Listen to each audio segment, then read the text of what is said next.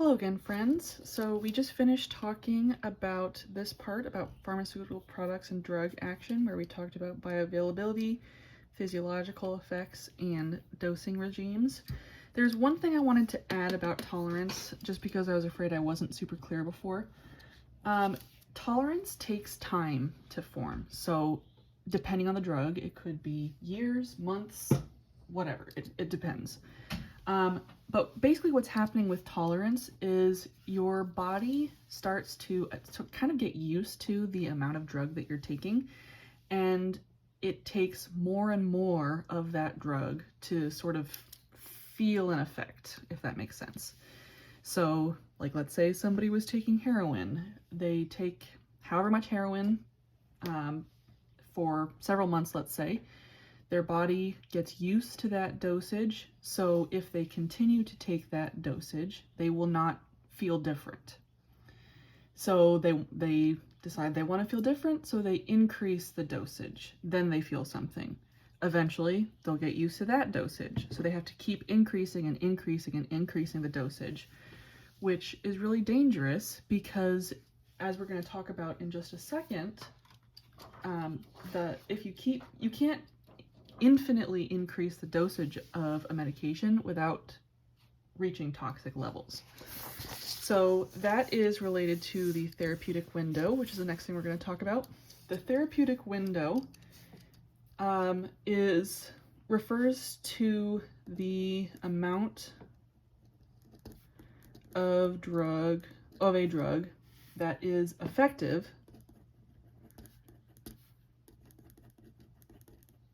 but not toxic. And this varies from drug to drug. So in this picture here, this is drug X, it doesn't really matter. It is ineffective at this lower dose, effective at sort of a medium dose, but toxic at a higher dose. So what doctors try to do when administering this drug is they want to keep their patient in that therapeutic window.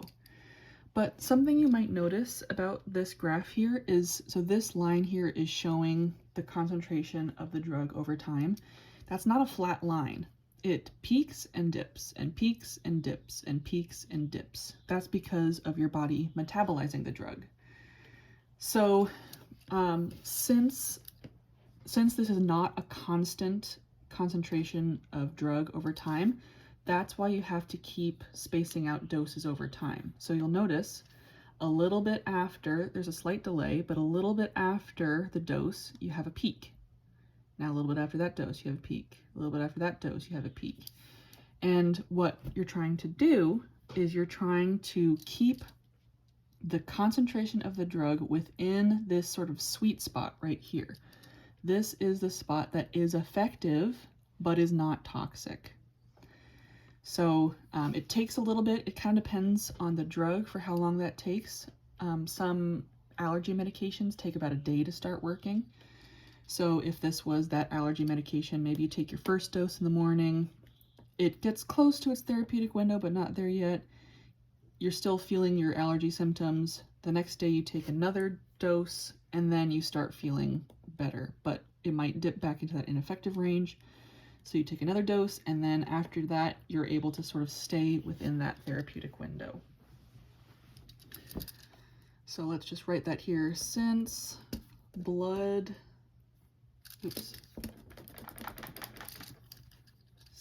the levels of a drug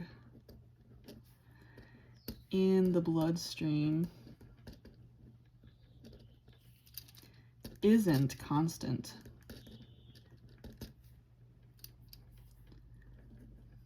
dosing is used to keep the amount in an acceptable range.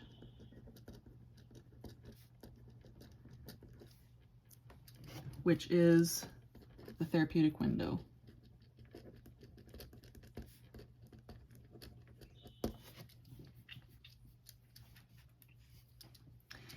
Different drugs have different therapeutic windows. So this one right here has a relatively wide therapeutic window.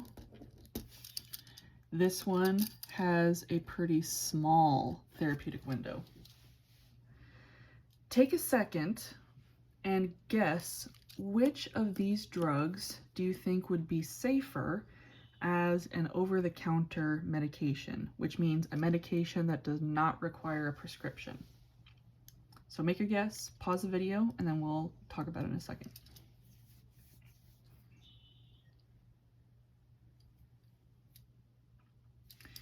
So I hope you made your guesses.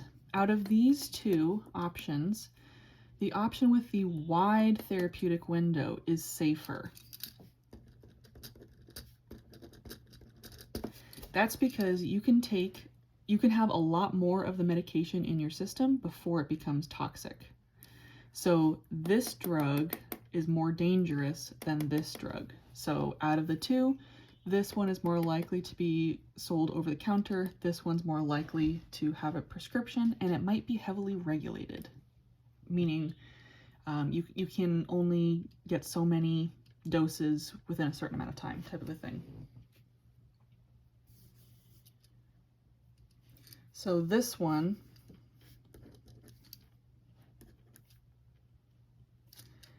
you're more likely to obtain a therapeutic effect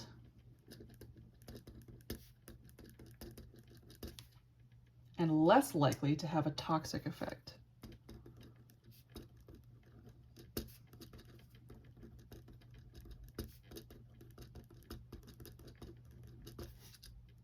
So that's why that is safer.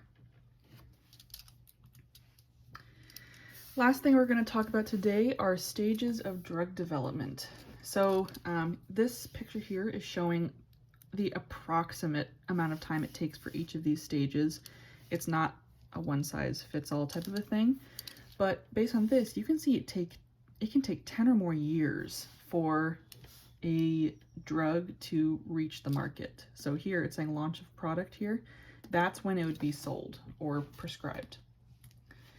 So the first stage is called discovery research. It could take about 3 years.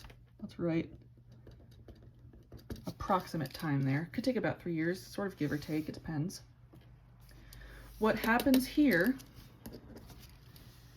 so scientists want to identify a lead compound. That's pronounced lead, not lead. So what they do is they use compound libraries.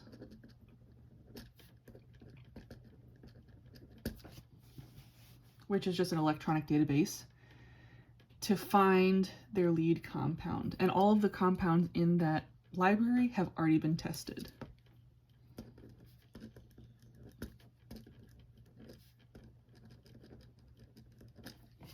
What's really important about that is that means that these researchers are not starting from scratch every single time. These databases have hundreds of thousands of different molecules that are either, they could be naturally derived, like maybe found from a plant, or they could be synthesized in a lab. After a researcher finds a molecule that they think might potentially work, then they chemically modify the compound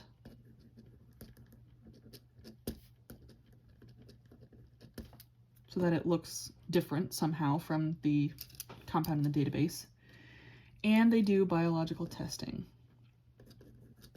But what's really important, they are not testing on humans.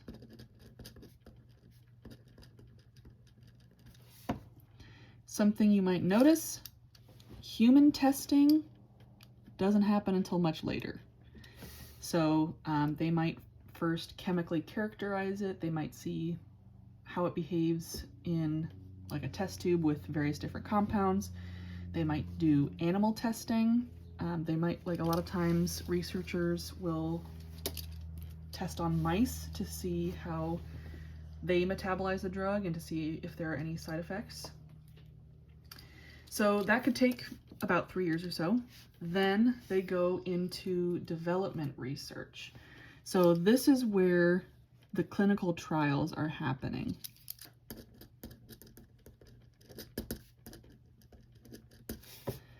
So they get volunteers, they test various things, they see if it's okay in that small group, then if people are doing okay, the side effects aren't crazy, then they'll test more people, do the same thing, see if the side effects are manageable.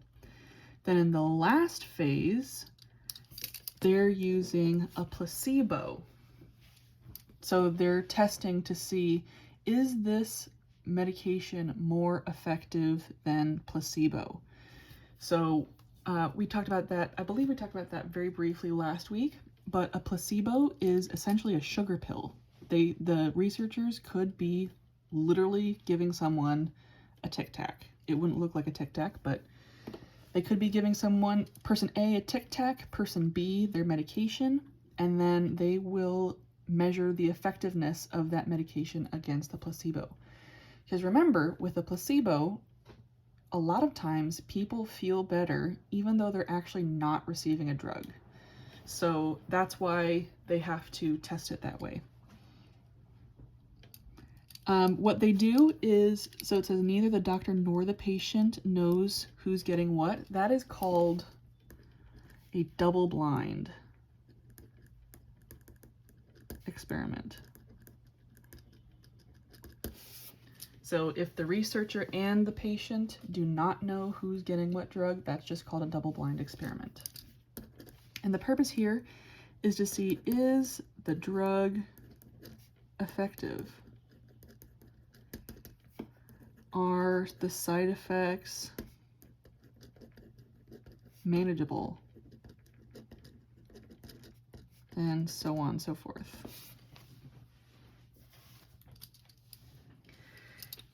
So at each of these stages, this drug might not be approved. There's like little checkpoints here. Is it good? Okay, move on to the next one. Is it good here? Okay, move on to the next one.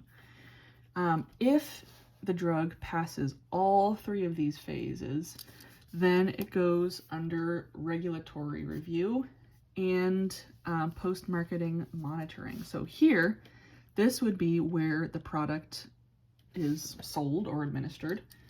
And what's happening here, any adverse drug data is collected. So you might have heard, like on a commercial on TV or something, some law firm saying, were you prescribed this drug and you had this serious side effect? Contact us and we'll fight your case. That's related to this part right here. So this is not an easy process from start to finish. Tons of drugs that start the process fail. I don't know the exact rate, but the majority of drugs that are proposed do not make it to market here. So and that just means that it comes with a lot of challenges. So for one thing, we can tell just by looking at this, it takes a really long time.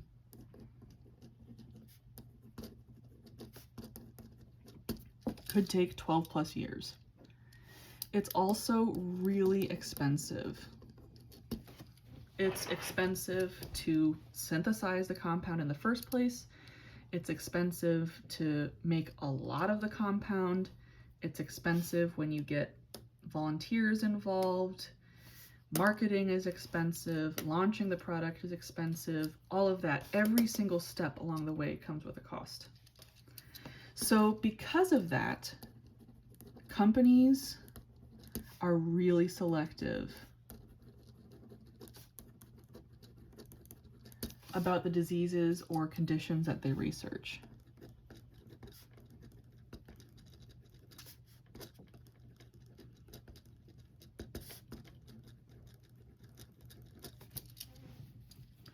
It's just difficult to get the resources to study every single disease and every single condition.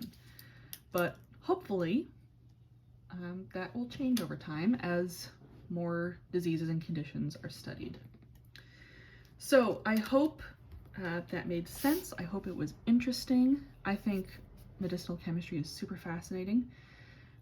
This is the end of the introduction to medicinal chemistry, so now we're going to start diving deeper into what medicinal chemistry really is. So if you have any questions, please feel free to email me, and I hope you have a great day.